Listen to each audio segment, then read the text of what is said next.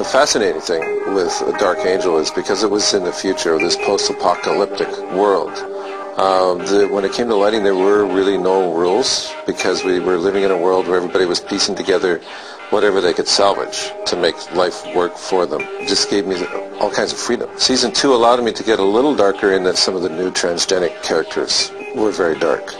So that allowed me to take it even further into a darkness that you seldom get away with in television. I sat down with Dave while I was in prep on my first show, and I said, listen, I see what you're doing on this show. I see how you're trying to make it dark and, gutsy and moody, and I really like that a lot.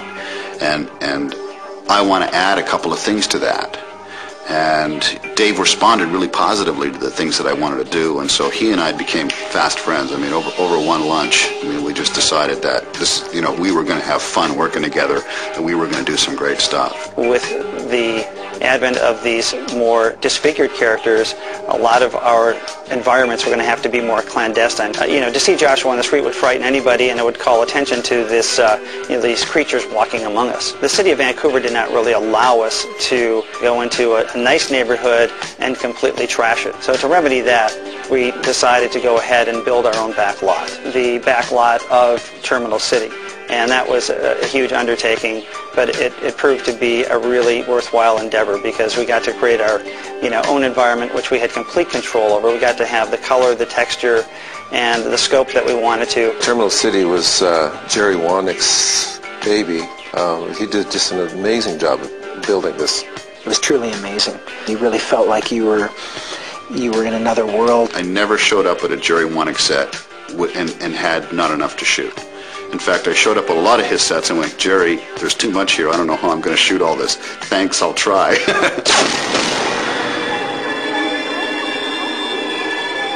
Well, after working for 2 years on a show that's written and produced by James Cameron, it was really exciting to have him finally come up and do an episode. Background and action. Throughout the first 2 years, there was all these rumors, hey, Cameron's coming up and he's going to do one, and finally it happened. Our director for the season finale fell out, and so we were kind of left with a hole in our directing slot, and I had sort of wanted to find a place to direct an episode somewhere along the way, and that seemed like a natural because you want to go out at the end of the season with a bang. We had a pretty good story planned, and so I said, okay, sign me up. I'll do it. I'll be a good producer, and I'll take care of my show. I'll jump into the breach and take care of business. That means you can't be locked to him. All right. So he's phenomenal. He's hands-on with everything. He was really eager to, grab the camera himself and put it on his shoulder and get in there and do it. When it says Jim Cameron directs, that doesn't mean he's like via satellite from Los Angeles sitting in his armchair go back to the medium 2 shot. He's spray painting the flag and he's telling the extra where to have their eye line and how to hold their gun, and he's a very hands-on, meticulous perfectionist director. I get wounded in this episode, and he actually came up, grabbed the blood, and did it himself. He's like, come on, what is this? This is Saturday morning blood? Let's get some in there, and he starts throwing it on there. I'm trying to think now. He did say there was something that he wasn't very good at. Pushing the dolly. I think that was the one element of filmmaking that he hadn't gotten down yet. Pretty quickly, you realized that Jim was not slowing down for anybody. He was driven to get to the end and do things the way he wanted to do them, and it really wasn't a time to be faltering much. It was a time to try and get in his wake and just keep on. This was about getting it done, just gun and run, guerrilla style, take no prisoners, very few takes, lots of setups a day.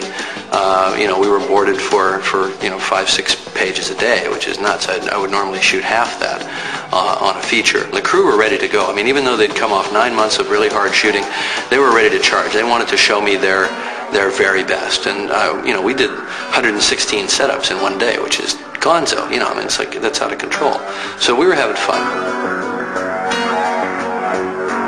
The network wanted to do something special, the studio wanted to do something special, so this character Thula seemed to be a good opportunity. So I said, well, let's look at some of the WWF stars, some of the female stars, because let's pit Max against an Amazon warrior that maybe she can't beat. The entire episode and all my scenes that I'm doing are leading up to a fight with Jessica. It's the most challenging fight Max has ever had because this woman is 5,000 years of pure breeding to get the best of the human race versus Max being made in a lab. So this is definitely like her match. Just bring it. Cameron did a wonderful job. I mean, he really tied in all the loose pieces and really summed up season 2 nicely, and it really set the tone for where they were going to go. It was actually announced in the trades that Dark Angel had been picked up for a 3rd season.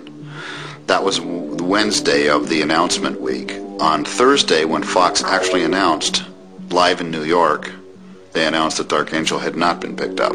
You know, they have their reasons. You know, it was a big disappointment for everybody. And I was sorry that it didn't come back for a 3rd season. I think there were some good ideas and a good plan for what the 3rd season would have been. You know, the ending of the series was appropriate in the fact that James Cameron got to put his stamp on it.